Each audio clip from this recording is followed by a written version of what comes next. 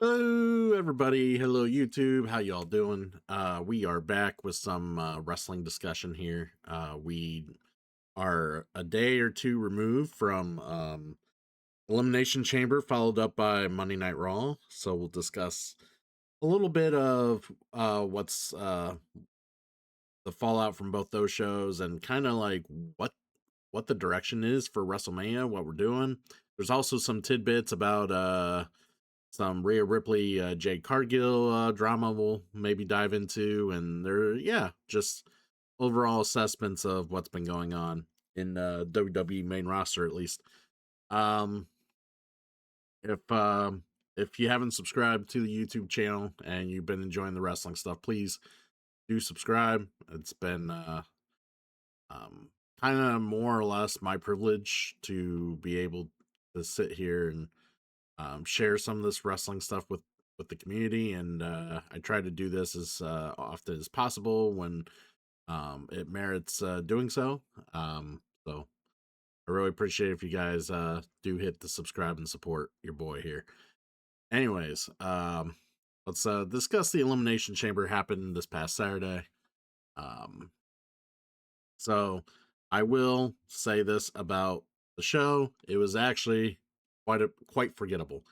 This was, I don't know, this has been the trend for WWE PLEs as of late, but they really don't do much in the way of like impactful story elements too much during these PLEs. They are kind of run by the numbers, like structured cards that basically have a end result for certain things, and then they don't tend to sprucing up the storylines, or they don't the stories don't have much impact until the following Raw or maybe the following SmackDown. So Elimination Chamber was kind of one of those events. It kind of came, it went, and I wish I could point out one real notable thing that happened that I could be like, hey, this was worth going and back and watching, and I just can't offer that. Now, was the show entirely bad? No, it wasn't the worst thing in the world, but man, I just had a hard time like getting that invested into it.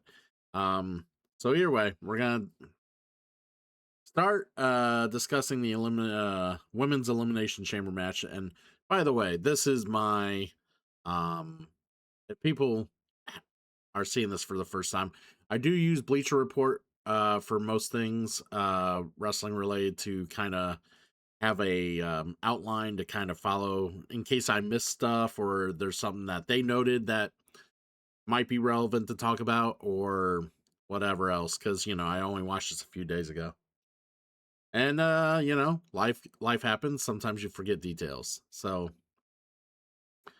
Elimination Chamber, I'm gonna say this: I am getting tired of the formula. All right, I'm getting tired of the PLE formula where the women have to open up and the men tend to close the show. Not entirely the women's fault. That's more because they put more focus on male storylines than they do female storylines when it comes to writing and creative. So, um, I think when there's talent to pull off such amazing stories, which we've seen with Naomi, Jade, and Bianca, but the problem is for whatever reason, um, WWE likes to play it safe with the storylines usually, and we'll get to that in a moment. We'll expand on that in a moment. But here, there was no real storyline. Basically, the big story was Liv won the Royal Rumble. She chose to take on Stephanie Vakir. I'm like, okay. Now, before this match, before this event, they had stated and mentioned on air before that the winner of the Elimination Chamber was going to get their shot at whatever title they chose. It was not predetermined whether it was going to be the other one, basically the champion that wasn't chosen by the Royal Rumble winner. There was talks of basically having it be open ended like that for creative purposes, but at the during the show they announced the winner was gonna take on Jake Gargill, so they got away from that idea and went back to the typical. All right, well, this winner will have to face Jake Cargill, and they did that for the men's as well. The winner will have to face Drew McIntyre. So any cool creatives thing that they were even going to remotely come up with, or interesting ideas with that thought or that idea in mind, dissipated, just gone. So here we are, Elimination Chamber. I'm also super tired of how formulatic the entrances are. Why do the entrances have to be 5 to 7 minutes long per entry? Like, seriously, you're watching 6 different people do entrances. Those entrances should take, for 6 people, 10 minutes tops.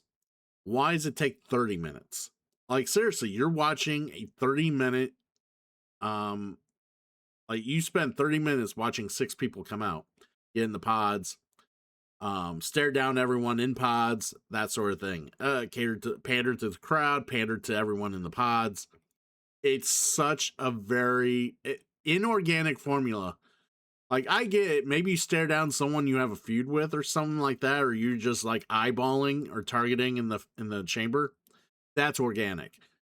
Going around and looking at everyone in the pod before you go in your pod, and then that just continues, and the entrances get longer and longer as each person comes out, is very, very tiresome. Can we get, please, WWE, can we get away from that?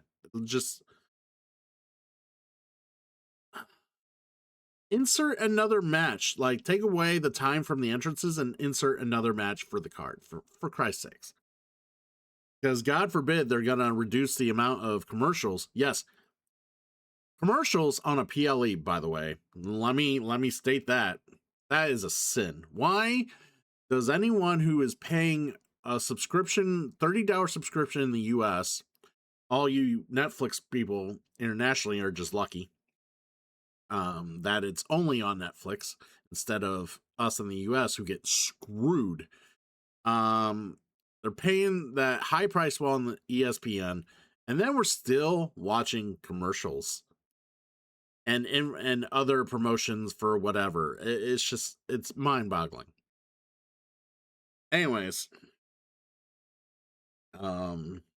so to the match, we had Tiffany Stratton and Kiana James start off the match. It was nice to see. It's nice to see that they're really pushing Kiana James. I think she's a worthy talent. I was into her shtick on NXT. I'm hoping that they really continue to elevate her. But as I said before, if they're not going to put any focus on the creative and storyline writing for the women in general, it ain't going to fucking matter. But as I said, these two started off. Soon to be followed by Asuka, or not Asuka. Alexa came in, and then Asuka. And then I think who came in? Raquel Rodriguez. And then it was, or was Raquel, man. Who I'm trying to think. They don't actually say the list who came in. I think it was Tiffany. It was Tiffany Kiana to start. And then I think it was Alexa. And then maybe Asuka. And then Raquel, and then Rhea. Yeah, because I think Rhea was the last one. Or maybe Raquel was the last one. I don't honestly remember. See, this is why I wish they kind of labeled who came in when. They had the order by elimination, which they allowed Kiana James to at least eliminate Alexa Bliss. I kind of wish they would do more with Alexa Bliss. Like, it's weird. It's like she's stuck using a gimmick to acknowledge and tribute Bray Wyatt. Like she's like half into that gimmick, half into trying to be herself, and it's really weird. Just wish she would just do something else. Just move on. They did have Jade Cargill sitting in the suite in the nosebleed section, just way, way on the far side of the stadium or the arena, wherever they were at. The Bulls arena. Sorry, it's the Bulls. Was it? What's the name of the Bulls arena? The United Center. Yep. So it's where the Chicago Bulls usually play. So, but yeah. Anyways, it was good to it's good to see Big Mommy Cool look like $1 million here. Now, how I mentioned earlier that she that they did away with that choose any champion stipulation. I came into this thinking Raquel was going to win. Once I heard that stipulation was dropped and it was just going to be winner take on Jade Cargill, I knew it was probably going to be Rhea Ripley winning this. Because I mean, it was either like the two options were Rhea Ripley or Tiffany Stratton. And I didn't see them going to Tiffany Stratton because they made Tiffany Stratton look like a jobber before she left for her injury recovery to drop the belt to Jade. Like, Jade just dominated Tiffany. So I didn't see them having Tiffany go against Jade again. And I think part of this is also because Tiffany is not great. In my opinion, Tiffany Stratton is not great at leading a match, and Jade Cargill obviously can't lead a match. So I think having a match with these two is disastrous unless it's short and sweet, which is what Jade's championship title match was when she beat Tiffany for the belt. So Tiffany, yeah, I think both of those women need someone to help lead them through a fucking match, and that's the only way they can get through it. But yeah, you got Rhea outlasting everyone. Which the problem is, um, I'm kind of over Rhea Ripley. Like, I get, I get that she's a pretty badass person. All the males are gonna keep cheering for Rhea Ripley. I don't know. I mean, I'm sure females can identify with Rhea, but I'm just so tired of her getting opportunity after opportunity after opportunity after opportunity. Cause I couldn't Raquel win this? Couldn't Tiana win this? Couldn't Asuka win this? Like, Rhea just gets WrestleMania, and Michael Cole even said this at the end after the match. This is her fifth straight title match at WrestleMania. So the last four WrestleManias, she's had a title match for one of the women's world titles. Um, and here she is a fifth straight match with Jade Cargill now. I just really wish they would have done something different. I was really hoping they were going to stick with the original gimmick that they were thinking about going creatively. I wanted Raquel to win this. I wanted her to choose Stephanie Vakir as the champion she went after, in spite of Liv Morgan, to basically give her the since Liv Morgan eliminated Raquel Rodriguez from the Rumble. It would have been nice of Mommy to basically try to take the reins of Judgment Day from Liv Morgan, and or just break away from the group and just be the badass bitch that she is. But we didn't get that. No, we got typical by the numbers Rhea Ripley being the champion, caliber opponent that she is, winning the chamber. And Honestly, there wasn't anything too outstanding that happened in this chamber, and we're gonna go over the chamber formula more as we talk about it. But yeah, it's just honestly, this match was just kind of like, okay, let's get through this match, and Rhea, of course, wins. It's kind of like back in the day. I mean, we're talking dominance from Rhea Ripley, almost like the dominance of Hulk Hogan in the '80s. Um, like this is how bad it is. Like you knew if Hulk Hogan was thrusted into like a Royal Rumble or this and that, you knew Hogan was gonna win. Like that was how bad it was. Like you knew if Hogan was on a Survivor Series team, that team was gonna win. Hogan is a final survivor. Like Hogan must pose. Yeah, so that's the thing. Rhea Ripley is the women's version of Hulk Hogan right now, and it drives me nuts. Um, that I get it. She's looks like a bona fide star, but like, there's so much other talent there too that deserves, an elevation. Rhea Ripley does not need to be a champion. And I've heard other old hats say this about certain stars. Why put the title on someone who's already super over? They're over. You put the title's a gimmick. The title is a utility. You use the title to help someone get over or as an like add-on to their presentation.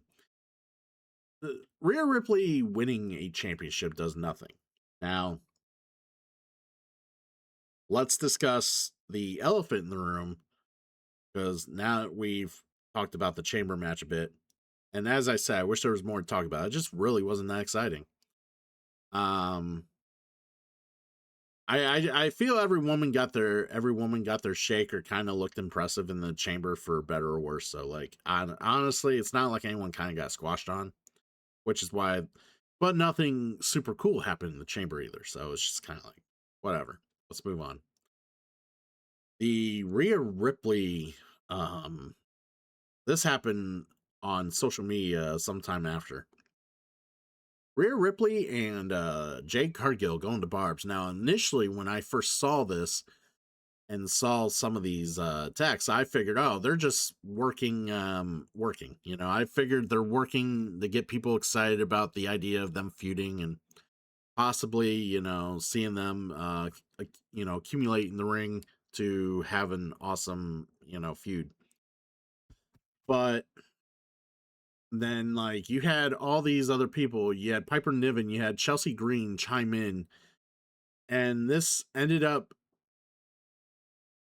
the barbs back and forth, they felt visceral. There's working and then there's working yourself into a shoot.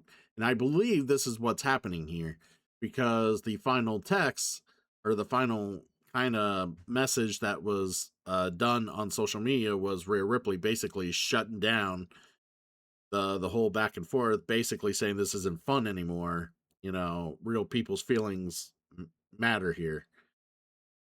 And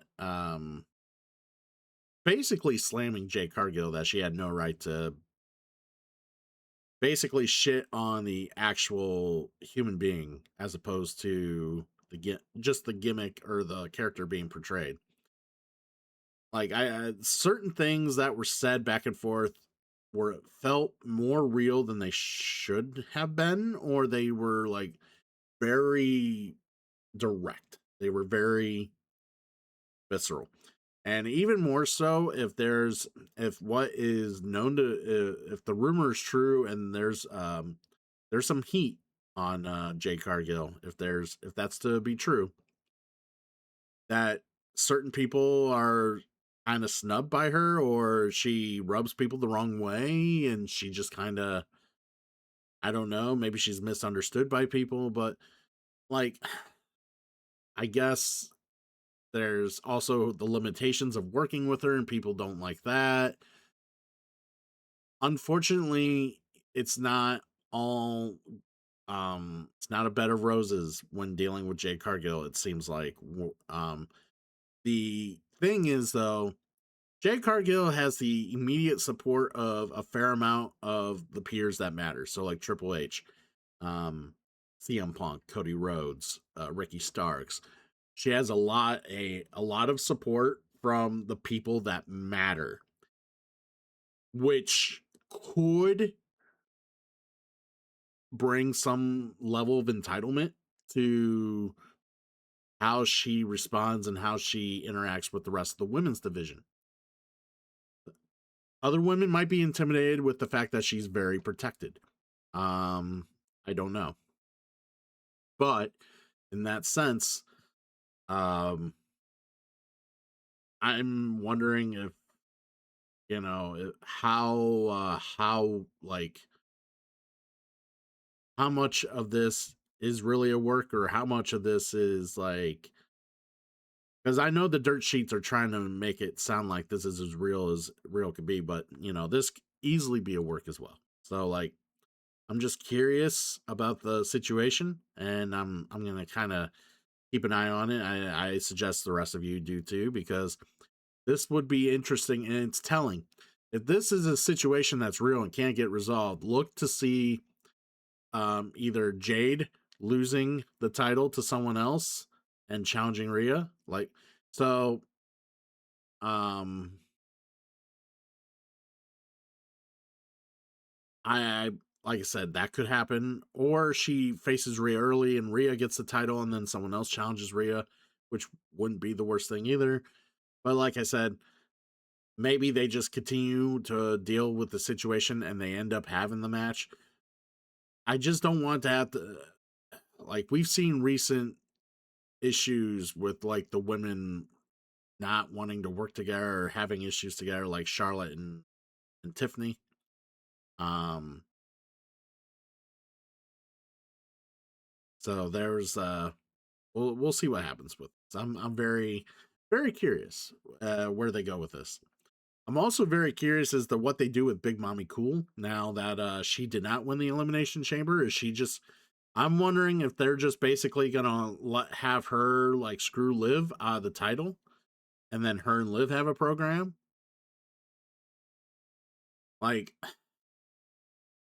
I said, sometimes I think the booking's too safe. And there's another thing that has come up about the booking in the dirt sheets, and I'm gonna go over that after we're done talking about the show. All right. Now we kind of went over the Rhea, Jade stuff. Um, let's move on. The women's Intercontinental Championship, we have AJ Lee defending against Becky Lynch. This match was they got through the match. There was a ref bump. Um, Eventually, AJ Lee got Becky into a submission, won the title. Um,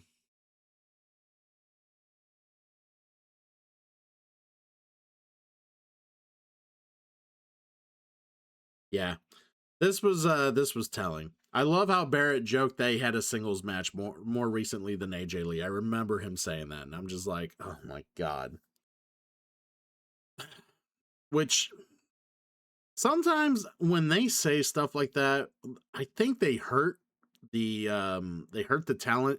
They don't that's not getting the talent over. The commentary's job is to get the talent over. When you basically say you, as a retired in-ring competitor, have had a more recent singles match than the person going after the title, how am I supposed to take this challenger seriously? Like, that is awful. Like, why they mention that? And there's some other things they said in the commentary throughout the night that I just was like, okay. At one point, Cole called AJ Lee AJ Styles. Actually, I think it was as she was coming out. She right before she came out, he referred to her as AJ Styles. Yeah, I shit you not, he did. Cole was kind of off his rocker a bit throughout the night, to be quite honest. Um, it just I don't know. Me and a friend of my I work for a newspaper. And I was talking with the sports editor. He's familiar with pro wrestling, and we were discussing how they are bringing all these people back, like AJ Lee, the Bellas.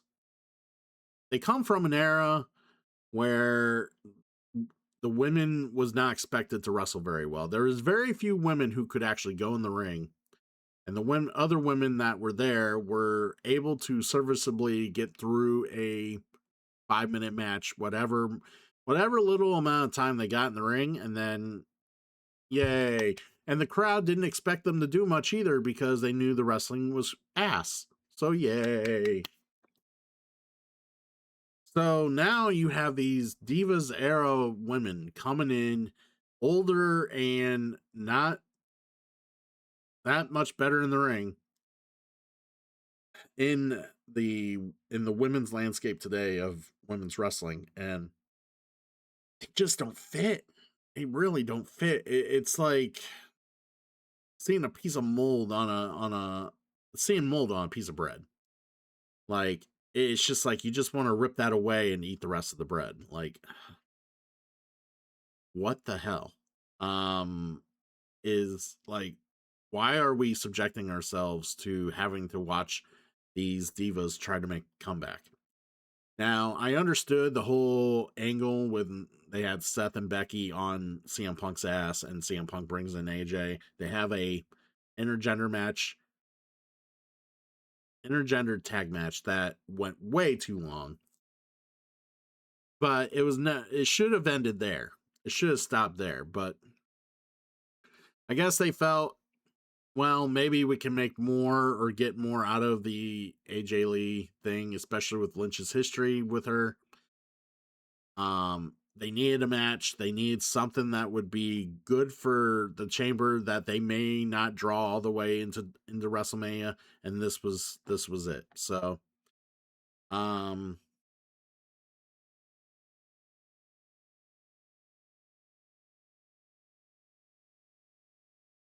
as they said in the takeaways here, it actually really wasn't that bad. Like, the match itself really wasn't that bad. It was just kind of overbooked.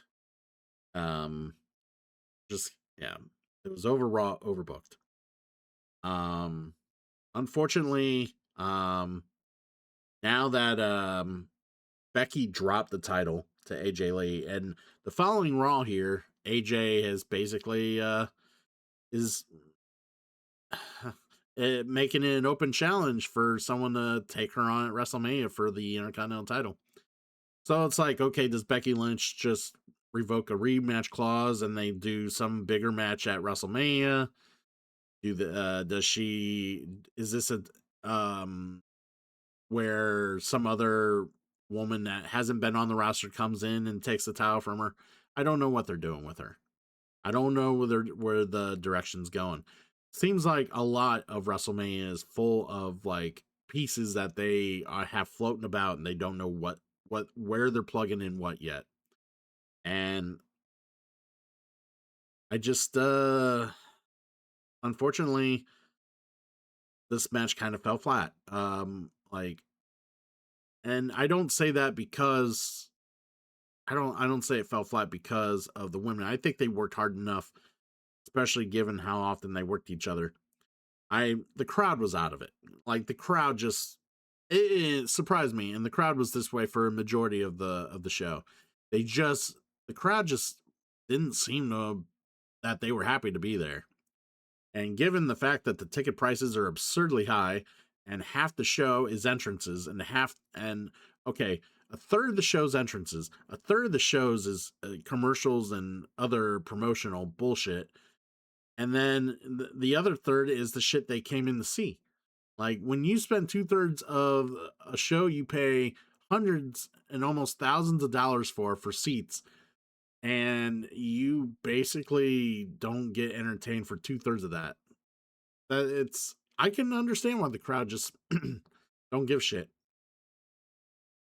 especially an American crowd that which it's crazy because Chicago's usually one of the hotter like crowds in the U.S., and yeah, just not that night. not that night. But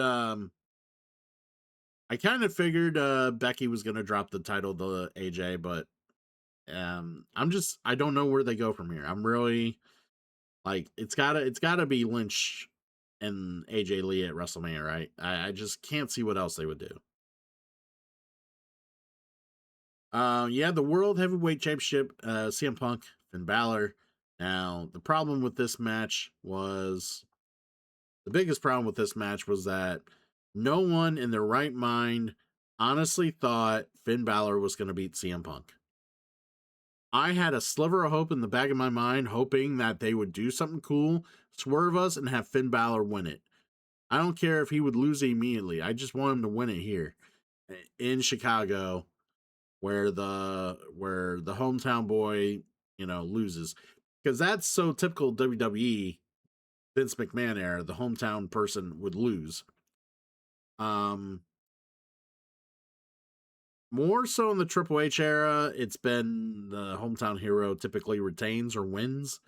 So it's yeah, that flipped has been that script's been flipped for now, and it just they just had a match a couple weeks ago in Belfast, and it was super exciting, and that match was way better than this match. One was the crowd. Like I said, the crowd was just dead, and constantly in the commentary, and this was done also in the Becky AJ match. They were mentioning how dead the crowd was. Oh, Finn Balor is making sure the crowd's taken out of the match. Like they had to constantly make excuses for the crowd, and the crowd just wasn't into it. Like they were just waiting for this match to be over once the entrances ended, because cool entrances. We got our speaking of entrances. It was really cool to see CM Punk come out to the Chicago Bulls entrance. Considering it's the first time he ever wrestled in the United Center. Um, the Bulls, the United Center, well known for the Bulls coming out to Sirius, the Alan Parsons Project song. And of course, they had the legendary announcer, I believe, that announces the Bulls, announce CM Punk, which was cool. And then, of course, he come out to his regular theme. But that was I was kind of marking out to that. I thought that was cool. Like I really do like that they are making Balor look more and more like a main event player. They really are, and it's because Vince made him be a squash worthy pseudo jobber for years, and it got really boring and really tiresome because he would have the demon gimmick, and Vince basically made a mockery of it. Um, and eventually to where he had to retire the demon gimmick because Vince ruined it so bad. Um, I just wish they would have gave us something to make us believe that Balor was going to win this match. The match kind of ended abruptly. It just seemed like out of nowhere, just Punk just wins it. Like there was no you were waiting for that crescendo, and then the crescendo never really happened. Just Punk just won the match, and it's like, okay, well that was over. I guess we move on. Um, they did the handshake. Obviously, Balor's going to be a face, and it showed on Raw where Balor refused to help Dom Mysterio defend his title on Raw. Which congrats to Penta, being the Intercontinental Champion now. I'm glad they're pushing Penta as much as they have been. Penta's a very gifted individual. Um, I will say, and this when I said the crescendo was missed, it just felt like there was parts of this match where it seemed like they were just really kind of getting more physical against each other and more angst. Like there was more I felt like we were gonna hit that next tier, and I'm just like I can't wait. And then like I said, the match just ended, and it's fine. Um, it does help legitimize CM Punk as a fighting champion. Um, and they did mention it. It was a super cool reversal.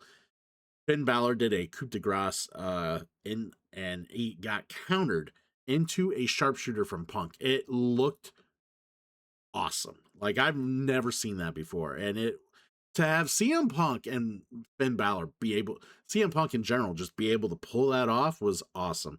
Like here's the thing. Like and I'm going to give, people always say Punk looks like he is dead in that ring or he looks like he's just super like beat. In my mind, if you want my honest opinion, I think Punk fakes that to some extent. Like Punk makes it look like he is a aging 50, almost 50-year-old guy who could barely go in the ring. He is I still think honestly I think he could go way better than what he shows. He is playing the venerable um veteran to a T. Like and I love that people shit all over CM Punk's like work ethic, like the way he works and just how he just looks so like gassed in that ring. I honestly think he is leaning into that. He's not actually super gassed as he looks. I think he like people are like, "Oh my god, you can barely keep going." I'm like, I think that's him playing a character. I really do think he's in like he has said before he's in the best shape of his life right now. Like honestly, I think he could go an hour if he really needed to go an hour with whoever and be fine. Like as you could see, like he went with like him and Gunther had like like a 40-minute match or some shit. I don't know, it was 30 minutes or it was a long ass match and he was still able to go despite, how long that match went. Like I really do think Punk has the gas to get there. He just likes to obviously show that he is the veteran. He is old. He can't, he's trying to at least portray a character based on the age that he is, and I think I'm okay. I've been okay with that, but it's funny that so many people knock on the way he looks in the ring, almost akin to a Chris Jericho. But the problem is the difference between him and like him wrestling in the ring now and Chris Jericho wrestling in the ring now. One, as you get past a certain point, your physicality traits like take a big steep down, like off that tippy top of the hill, and they take a big steep down, and that happens to every athlete. But you could easily see that with Chris Jericho in the ring in a working a style does not that's not conducive to his age and the way he should be working. Like, if CM Punk had to work AEW right now, I don't think it would work. Like, I think he would get gassed. I think he would be tired. And that's the problem. It's like when you work when you're constantly, go in a match and you kick out of everything, eventually you are gonna wear out after a match, but like or gas out depending on your age. But yeah, like he's able to like the matches are much more slower paced in WWE. He doesn't expose himself to like his age, and he can work the idea that he is tired as opposed to being, legit tired and legit gassed. I mean, like I said, for his age and how he looks good. So like I doubt he's, um he's as bad. I doubt he's as bad as what some people claim when they watch him in the ring. So enough about Punk, but so let's talk Punk and like enough about the match here. Let's talk about Punk and Roman. Now, we had a awesome confrontation a couple weeks ago. Him and Roman laying out some promo work, and it was phenomenal. It was great. I really thought it was a good driving wedge to get both of them like to get eyes on them being the head feud for WrestleMania. Like if I'm gonna watch WrestleMania right now, it's because of these two. Like, I want to see Roman and Punk tear it up. Um,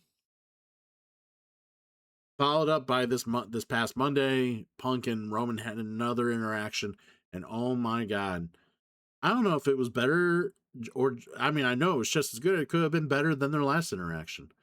Like it's these like they are very professional. I get it, but you can sense there's real hate there. I think there's real angst. There's real annoyance between the two of them. Like egos. Like you can sense the egos. Punk has an ego. Obviously, people have been chanting his name for years to come back. He comes back, and he's still over like Rover. There is no pro wrestler outside of, say, maybe there's no pro wrestler ever that has taken that much time out of the business, have his name chanted in the highest of highs in in pro wrestling when he's no longer with the company. And and have that happen on a semi-consistent basis over the years that he is not wrestling. Comes back and is still hotter than ever and still as popular as ever. Like, if you want my honest opinion, I don't think, like, I get it. Hulk Hogan was on top of the mountain for a good long while and was a recognizable name in all pro wrestling. You have John Cena, who is the benchmark of what a worker in the pro wrestling scene really should be when it comes to being a class act. But then you have someone like CM Punk, whose popularity just never ever faded. It just always, it's like someone just kind of pinned it on the fridge and reminded you it's still there, and then eventually you unpinned it off the fridge and made use of it again. Like, it was it's astounding. There's no one like him. There's no one on the level of CM Punk. Like, is he the best in the world? Maybe he was. The crowd sure thought he was. Like, I don't know how else you can. Who else could you argue had that much impact in pro wrestling?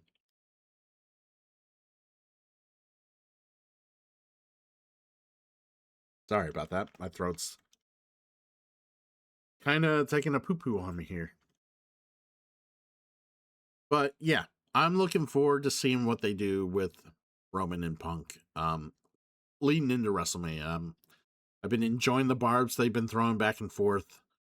They've been meaningful, they've been confrontational, and I think Punk, from the looks of it, they're leaning towards having Punk be the heel in this feud.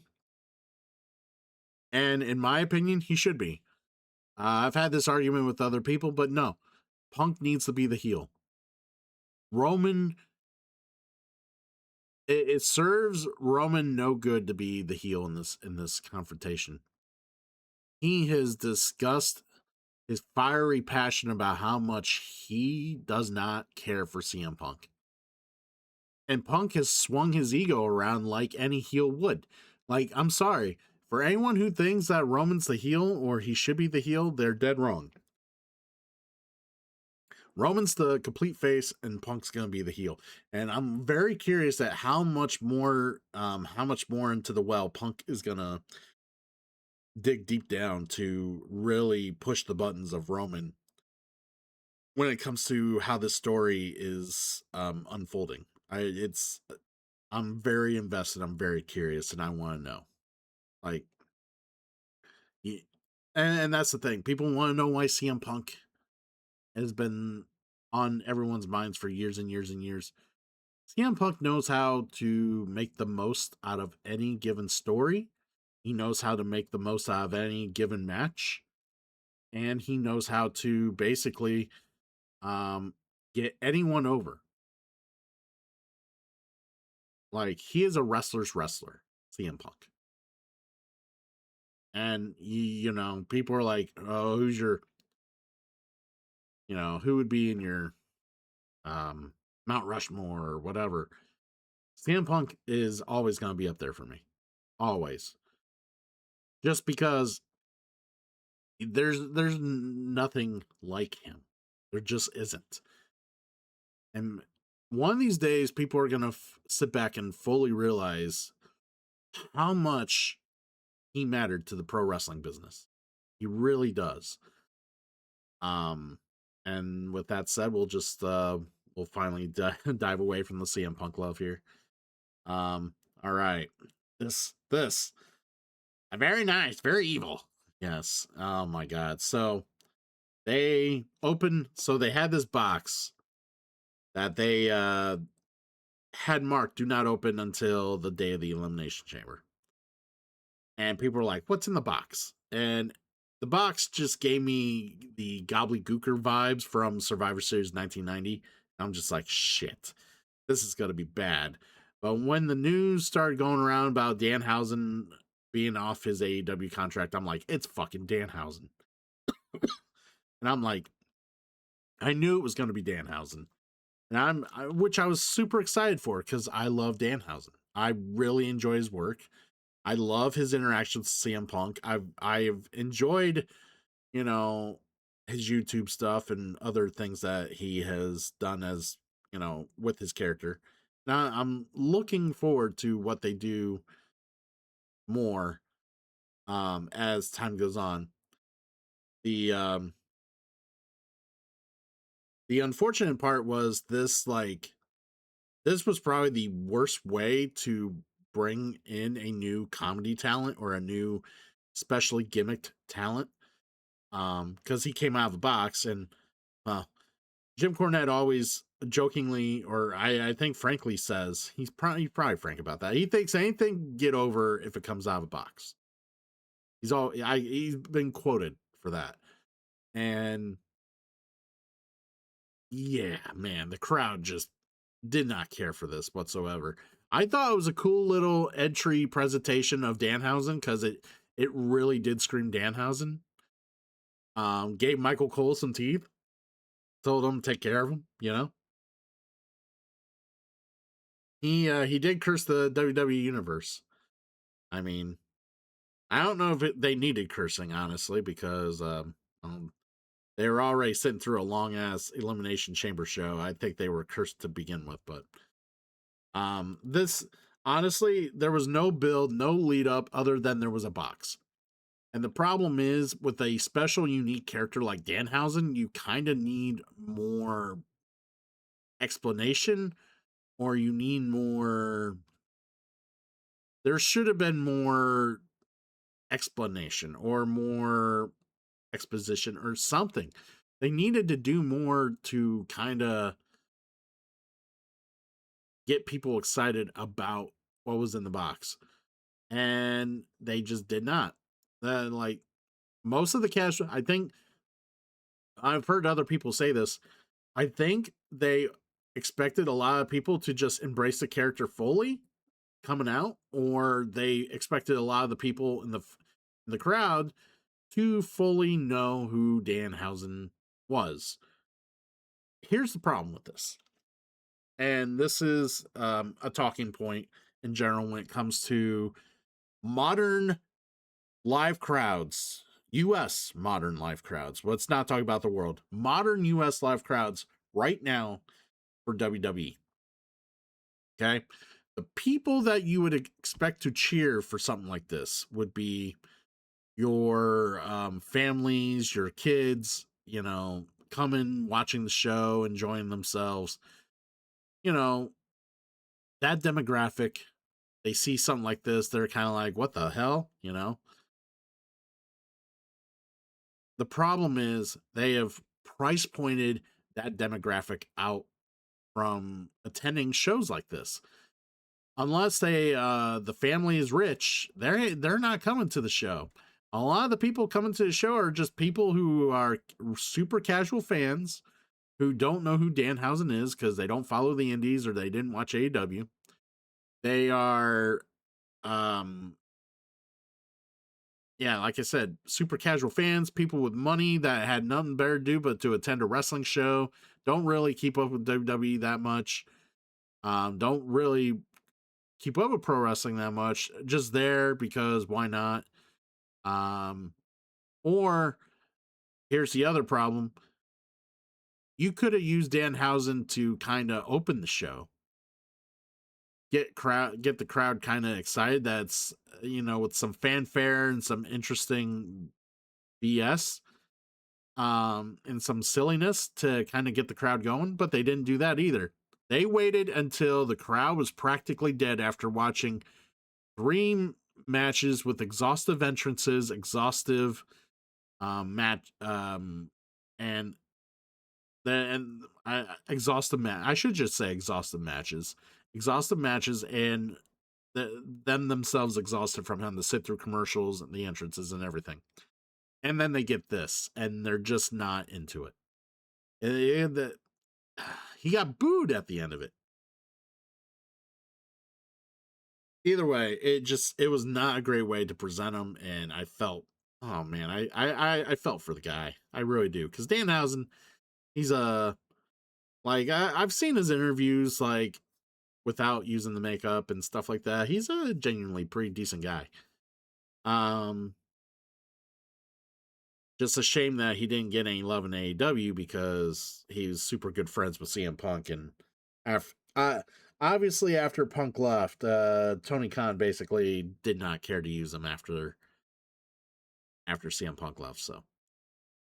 Um, so um, he was on Raw this past Monday and did a segment with Adam Pearce, um, having a list of demands. The list was also super wet and soaked because it fell in the toilet.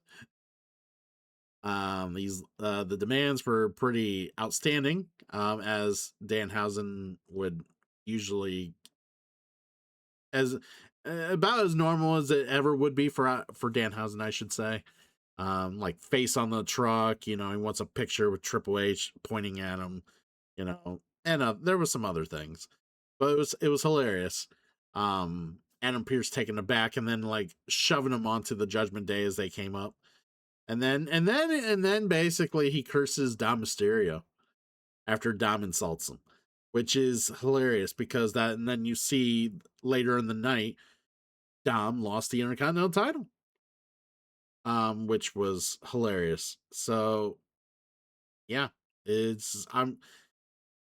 I think he was much more warmly received with that skit and that segment, and I think honestly the more they get him to interact with other stars, the more time they let him do his thing, I think he's going to be just as beloved as R-Truth. And and the thing about Danhausen is Danhausen's one of the few guys in the independent scene who made a crap ton of money on merchandise outside of there's not that many people who did that well merchandising wise in the indies. I mean, the Young Bucks, obviously, maybe Cardona. There's a few others, but not many people do, and Danhausen's one of them. So being able to bring that brand into WWE and get that distributed in a wider market and a wider audience, oh my god, Danhausen's gonna make a killing. This was a good bring in, and I know he wasn't universally supported, I guess, by all the higher ups. But I honestly, this was a risk that's worth. This is worth the risk. Danhausen is gonna make TKO and WWE money, and I'm hoping they just fully embrace it and just let him cook, let him do his thing, because Danhausen's entertaining. So let's move on to the men's match. Um, Again, this match was a bit paint by the numbers as well, just like the rest of the show. Orton, well, Randy Orton ended up winning this match. It came down to him and Cody Rhodes. Um, they had some weird snafu on the way to this, where Bronson Reed was supposed to be part of this match. He ended up getting hurt. Jey Uso wins the qualifier match, Well, apparently they didn't want Jey Uso as part of this match, so they went ahead, did a backstage angle to get him taken out, and Logan Paul ends up winning a replacement qualifier to be the last person in. And again, I think this match more or less highlighted everybody. Um, and I will say that about the Elimination Chamber matches. Everyone looked more or less like they belonged in that chamber. So the one thing I will also mention is that they really made Logan Paul look good. Like for a person who was supposedly a replacement, they really did make him look good. They had him pin the first three competitors, or the first three pinfalls of the match went to Logan Paul. And they really are still high on Logan Paul. They're always going to be high on Logan Paul. He can do everything, and he is legit. Like, pro wrestling just comes so easy to him. And I think, honestly, just he's grown as a person. He's not the same shit YouTuber he was back in the day.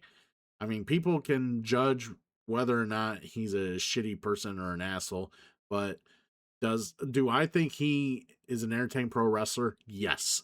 Do I think he is um he's a talent worth investing in? Yes. Do I think he will help WWE for better or worse? Yes. So yeah, we're gonna see a lot of Logan Paul over the years. Get over it. Get used to it. And I'm fine with it. Um I just wish they would go back to his old theme instead of his humble theme. God, I love the Maverick theme. I really did.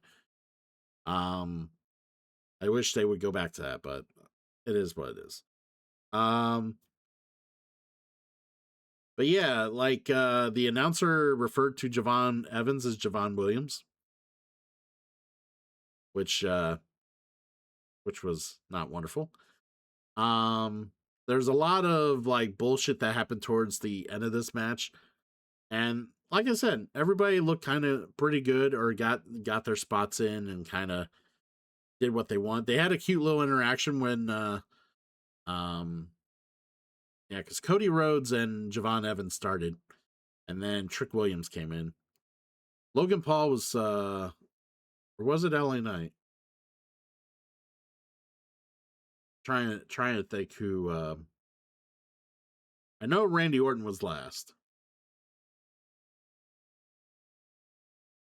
Nah, yeah, that's right. So it was Cody Rhodes, Javon Evans starting. Trick Williams came out third, or he came out of the pod first. Logan Paul came out of the pod second. That's when all three of them that were out first all ganged up on Logan Paul, and they all of them just shoved him back through his pod and out the other end of the pod. And he ended up getting a nice big old welt in the back for it. Like it, I love that there was cute little like nods to like nobody likes Logan. Everybody is tired of Logan Paul. Nobody likes Logan Paul. Um, I did enjoy the returning Seth Rollins coming in and doing what he needed to do to deal more damage to the Vision, as if the Vision you know don't need any more help getting effed up. I mean, Bronson Reed's out for a good while. We have the idea is that they're hoping Braun Breaker recovers by WrestleMania so they can do Seth Rollins and Braun Breaker. But if Braun Breaker doesn't come back, they can always do Seth Rollins and Logan Paul. That is the thing. Like Logan Paul can always be that guy for WrestleMania if they need him. Clearly they're I don't, and the only way they're going to use Braun Breaker or go with Braun Breaker is if Braun Breaker is good and 100%. They're not going to rush him. If Braun Breaker can't go, they will go with Logan Paul. So yeah. Overall, after Seth Rollins base, and this was the other thing, they had a random masked man come out as a distraction first, and then Seth Rollins came in, screwed over Logan Paul. Paul got pinned. The I was expecting more of an exchange between Cody Rhodes and Randy Orton. And unfortunately, within also just after that time frame, Drew McIntyre comes out and screws over and goes after Cody Rhodes, which then Randy Orton disposes of, and then Randy Orton takes ailing Cody Rhodes out of the picture and wins the match. It just kind of the end just kind of happened like that. It was just pretty chaotic towards the end, and just kind of the end just kind of happened. Um,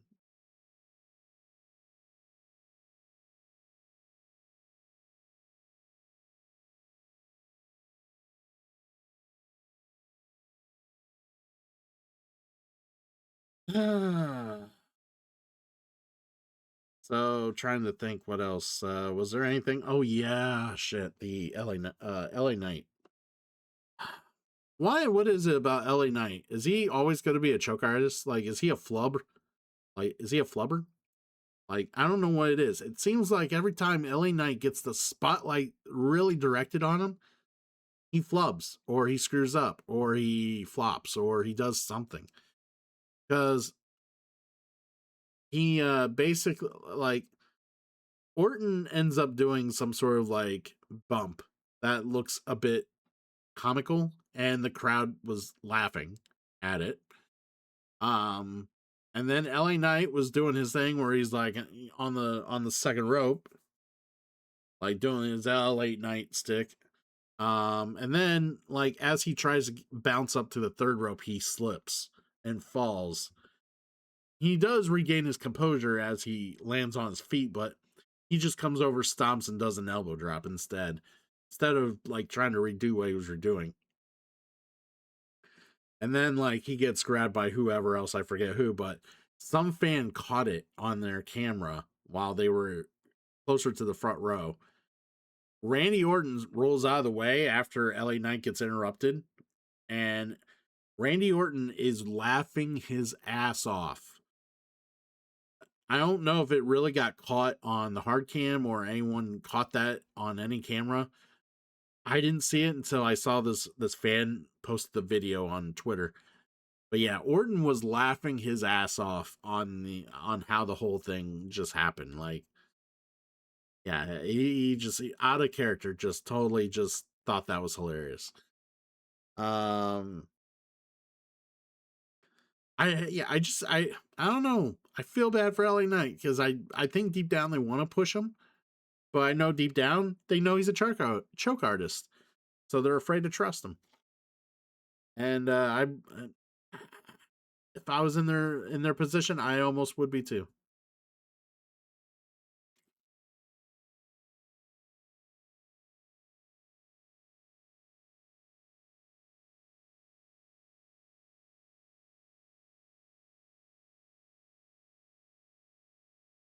But yeah, anyways, yeah, like I said, the match was kind of like crazy with at the end.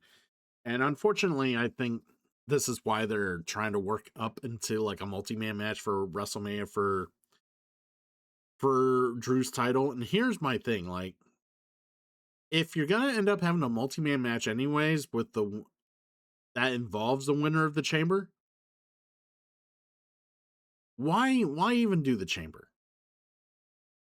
Now, in my opinion, and this was how I would have done it. This is how I would have booked it because it would have been awesome.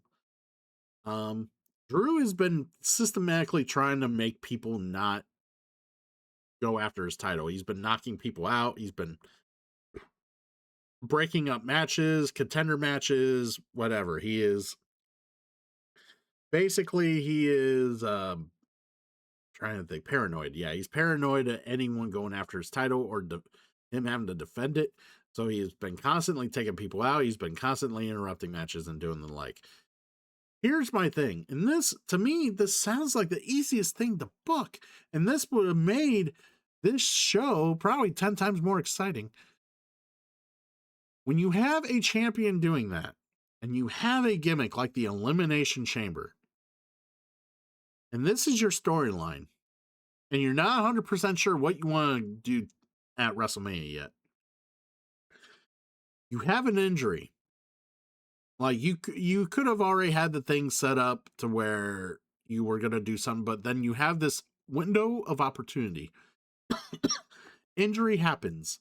Bronson Reed can't go. You have a spot open. Instead of having Logan Paul just fill the spot and do some other stuff, what if you take the champion that is so paranoid about having to defend his title against all these other people, and he's constantly throwing barbs and being a snake about it? You trap the snake. You basically, you could have had Drew interfere with another qualifier match and have it get thrown out. Basically, just no one qualifies because he ruined the match. And then you could have had Nick Aldis come out and basically be like, hey, we need someone for that last spot. And you know what? You, I think, are the man. And Drew would be like, well, I'm the champion. Why would I be in the chamber if I'm the champion? And all this would be like, well, yeah. Well, instead of a number one contenders match, it'll be for your universal title. The winner of the chamber is the new champion. You know, it kills me that they used to defend titles all the time in these chamber matches. No longer do they do this now. It's most of these chamber matches anymore are for number one contendership, because they figure, oh well, one person, it's lazy booking for one. Let me point that out. It's lazy booking for one. If we got a Royal Rumble winner and they choose one champion, and we got another main champion that doesn't have an opponent, it's just simple. We'll just have the chamber winner go after them. So that's why they've now made the Elimination Chamber matches all for number one contendership for said title that did not get chosen, which in my mind ruins the importance of said title match, because they are chosen second.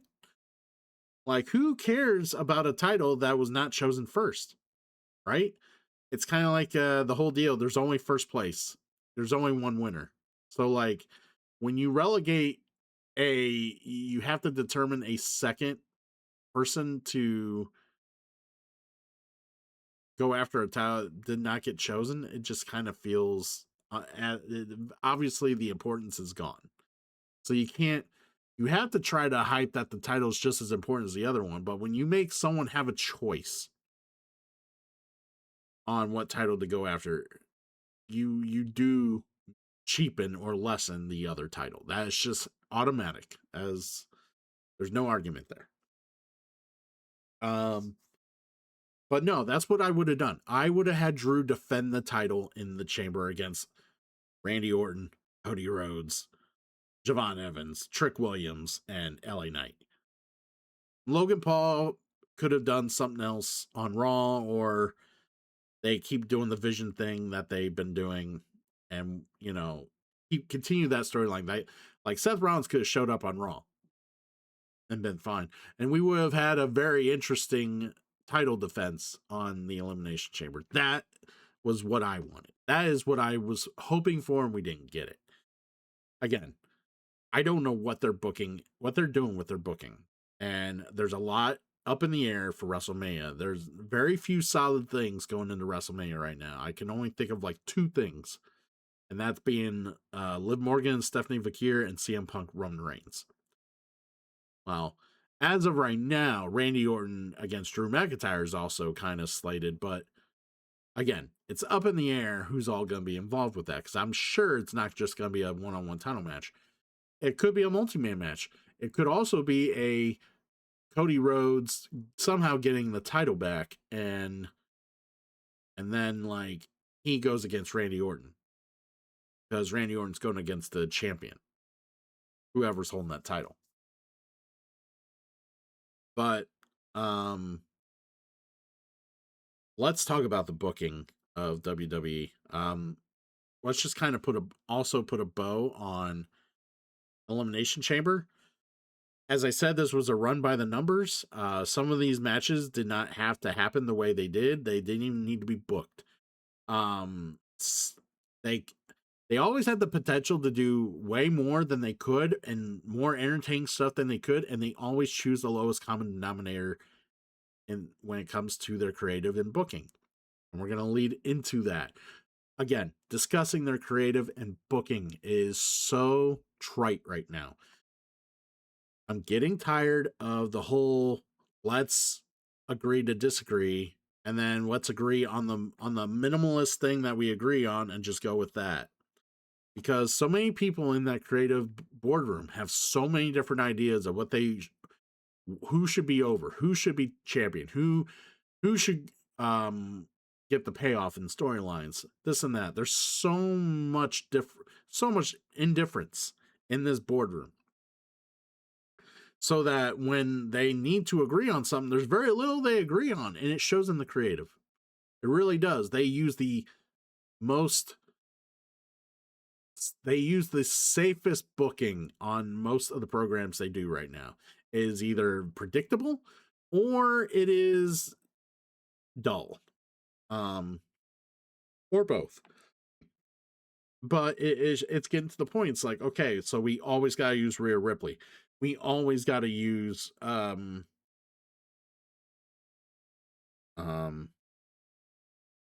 we always gotta have the women open the show. We always gotta have um like I want to see some risk. That's my issue. There's no risk in the creative. I just want to see them be like, okay, what if we just do this crazy idea, just run with it? What if we? Why can't we do that? Like, and that's the thing. Why does everybody have to agree with it? Like, why can't assign a program to a producer and be like, do what you want, and we'll figure it out from there. And then when that program's done, they that producer gets something else, and only them has their hands on. Like, I want to see more uniqueness in the creative and storytelling. I want to see them be willing to give me a reason to tune in. If if I feel I tune in and I just again every WrestleMania, Rhea Ripley is going for a title. Why am I watching? I might as well just turn off any other segment from Rhea Ripley throughout the entirety of the year because I know at WrestleMania she's gonna be fighting for a title.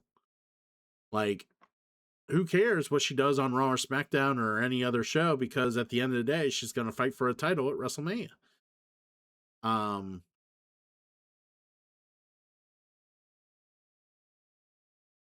like they need to do something creative with a lot of the different characters that they have. Like, I wish they would just do some absurd crap. Like, I really did. Maybe there's a change. Maybe this Monday they're trying that now. They had a segment where Seth Rollins came in and bloodied up Paul Heyman. Paul Heyman's in the ambulance, and here LA Knight gets hold of the ambulance and drives it away. Um, yeah. Um, it was a really fun opening to Raw. Like, they haven't done a fun opening like that to Raw in quite some time. I wish they would do more of that. I need more of that. Like, wrestling's supposed to be a bit of a circus, right? It's a carny act. There's supposed to be a little bit of everything and all sorts of crazy acts and segments. Like, give me something out. I get it. I love, like, right now. I love the Asuka Kyrie thing that they're doing. I want to see more of a payoff on that. I want to see Kyrie against Asuka at WrestleMania. I want to see that. Like, give me that. Like, I just want them to actually tell interesting stories. Like, if you are a story driven business, you need to deliver compelling stories. I'm sorry. If you're not going to deliver compelling stories, you got to deliver compelling matches. And that is not what you're doing. AEW can get away with that because they can deliver compelling matches. They don't need that much of a story because the matches speak for themselves. WWE doesn't have that luxury. And not only that, they are leaning too hard on entrances, get people to pop. They're leaning too hard on the presentation. They need to really get these people to hone in on what pro wrestling really is and how it really what makes pro wrestling work. And they need to really kind of I guess what I'm trying to say is they really need to get back to what pro wrestling was. Um, go and see some old tapes. Like go back to one of the eras that made wrestling as iconic as it was. Why was it iconic? You need to be able to, it's not like it's lightning in the bottle. Okay, it's not like you'll never find that again. It's there. There's always a method to the madness. You just got to understand why the method worked. So I hope they can eventually figure that out, especially before WrestleMania, because like right now, like outside Punk and Roman, I'm not that excited about WrestleMania.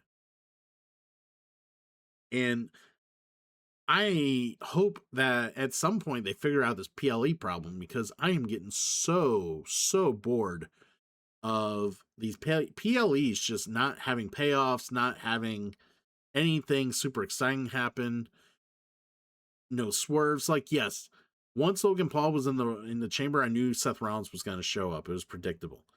Um, I also knew, all right, well, if they're not going to have Logan Paul win, because I know they're bringing in Seth, there's no way they're pushing Trick. There's no, and this is what I mean. They're not, they're too predictable. I knew they were not going to push Trick. I knew they were not going to push Javon. So I was waiting for Cody to win, because again, they keep having the same talent win. Well, they kind of gave us a little surprise and had Randy win instead of Cody. Randy is so beloved nowadays that you could do no wrong going with Randy. But Randy doesn't, as he said before, he doesn't need to be chasing titles and shit either. But, if he needs, that's what they want him to do, he's going to do it. But, it's Randy is so beloved and such a great person to watch. Like, one of the best there is right now in WWE, and I'm always a pleasure watching Randy work. But eh, just they need to have something at a hook.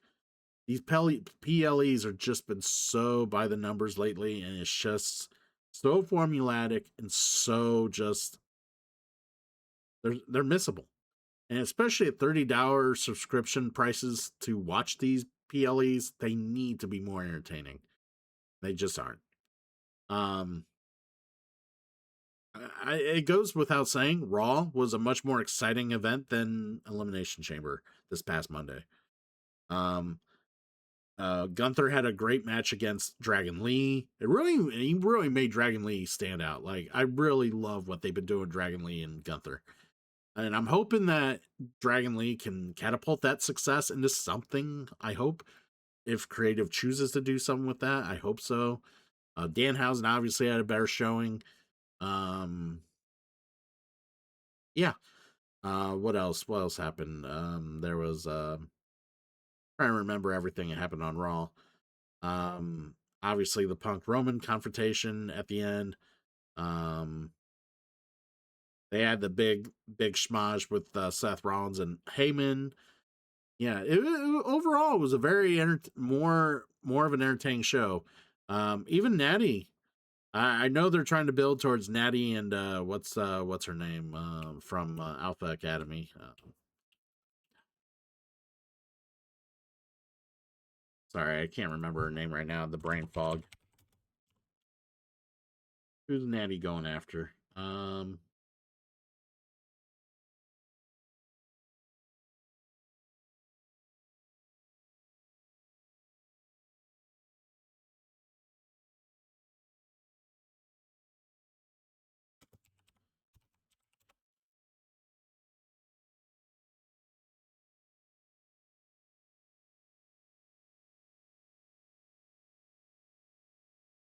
I wish they would bring up who she's feuding with. Italian Nightheart current feud. There we go. We'll just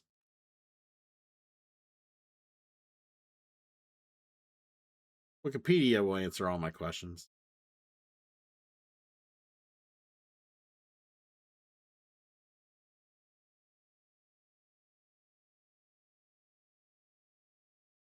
Maxine Dupree. God, for some reason I just couldn't remember Maxine's name. But yeah, so um, yeah, so there's some stuff with Natalia and her shitting on Maxine Dupree. I'm sure that'll take up like 5 minutes at WrestleMania at some point, unless they choose to blow that off prior to WrestleMania. Don't even add it. I hope not, or I hope they do, honestly, because I'm not impressed with Maxine Dupree. I think she sucks. Um, but yeah, I just hope they keep like Raw was very creative and very interesting throughout the entirety of the night. I hope they continue that. I want them to be able to. Oh yeah, and like I said, I mentioned the Penta match too earlier. Yeah, which was interesting because obviously Finn Balor would not let Dom cheat. Um, Either way, Liv Morgan had a cool segment there, crapping all over Stephanie Vakir. Uh, yeah, either way, Raw was entertaining. These shows, these weekly shows, need to be entertaining like that. Like, I get that you don't want to have all your feuds blow off at PLEs. Cool. And it's cool to blow some of them off on on Raw, on SmackDown, and keep it TV regulated. But you need to have the rest of your show interesting as well. Quit doing all these tournament matches. Like, this is my biggest pet peeve right now. WWE, they do for a wrestling show or a wrestling program that is all about storyline and driven by storyline. Most of the storylines going for a lot of their shit right now is tournaments, qualifying matches, and the like. That's a lot of the storytelling right now. Just to fill the card. That's their problem. They're having a hard time filling the card. It's not that hard to fill a card. Do some exhibition matches, do some squash matches, do some like you want to put over someone as a dominant person, just put a random jobber in the ring, beat them up. Um and like a local talent, have them come and get beat up. Why do we get away from that? That's, having one or two of those a night is fine. They do that for 2 minutes, move on. Um but yeah, all these qualifier matches, so annoying. Can we have like special exhibition matches where it's like, oh, well, we've never seen this person against this person before. Let's go ahead and let's do it. Um, let's do some eliminator matches where AEW does this, where they have the champion go against somebody, and if that person wins, they win a future title shot. Um, why WWE doesn't do that more often is beyond me. I instead they have all these champions that defend their titles once, maybe twice, and they don't ever wrestle any other time except on exclusive tag matches. Like, get them in the ring, have them wrestle somebody that you know that they can go over on, and call it an eliminator match or a challenge match or something. Like, there's so many ways that you can book a card, and I don't know what it is about WWE. They just can't figure out anything beyond qualifying matches, tournament matches, um, um and the typical rematch clause matches that they use as well. Like, I don't know. It just and they do a lot of the, oh, we're gonna have a match tonight because of something that happened at the start of start of the show. They do that a lot too. It's just yeah, like I said, I want to see a variety. I want to see like, I don't know why we can't use all these different ideas to build a card. It's so easy. There's so many different ways to do it, and they just choose to ignore 80% of the options out there. So, which is kind of why I just watch the highlights of Raw and SmackDown. Honestly, I can't sit through those shows. They're so hard. Like, I think that's why I watch NXT more than I watch those two other shows, because NXT does different stuff. Like, matches are designed differently, they have different ideas, they try different things. Um the pacing and the shows are all like different week to week to week. Like Shawn Michaels, for better or worse, is a pretty enjoyable booker to watch. Like, people want to shit on NXT because it's developmental or it's not really worth their time. No, NXT is always what I like to say is the comfort food of pro wrestling right now. You are never going to watch an NXT episode and not be disappointed. That's what I'll say about NXT. I mean, will you ever, I mean, it's not like the NXT Black and Gold era where it's like, oh my God, this was like the best era of wrestling right now. But you are still gonna be happy with what you get, or at least be like, okay, well, this was obviously better than Raw and SmackDown. Unless Raw and SmackDown step up their game. We'll see, but I doubt it. Anyways, I think that's all we're gonna discuss here for this morning. We're well beyond the amount of time I wanted to spend discussing the current WWE product. Thanks for hanging out and listening, or just having me in the background while you guys are doing stuff. It's always good to get my thoughts out there for the community, and because so many people ask me questions about my thoughts and what I would like to see, what should be done. Am I happy with what I'm watching, this and that, and this is the best way for me to basically facilitate that and get it out there for people to answer all those questions, because I get asked the same questions all day, like throughout the day, every day, most days, not every day, but most days. And it's just like, instead of like repeatedly answering the same question over and over, it's like, I'm going to release this video. You can watch that. So, if you haven't hit the subscribe button, like I said, hit that. I appreciate it.